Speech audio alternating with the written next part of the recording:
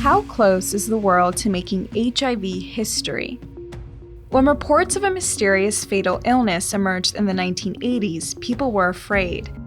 Fear of the poorly understood virus was widespread and led to discrimination and a reluctance to treat the illness, even among healthcare workers. Until Ward 5B at San Francisco General Hospital. It was the first in the country dedicated to treating AIDS patients with dignity and empathy, and it transformed the global paradigm of care for people with HIV/AIDS. Today, because of effective treatments and quality care, an HIV diagnosis no longer has to be a death sentence. The global mortality rate has dropped by 80%, but an estimated 37 million people are living with HIV. There is still much work to be done. About 1.8 million people are newly diagnosed with the virus each year. That's why Johnson & Johnson remains committed to the global fight against HIV and AIDS and has introduced 8 HIV treatments to date.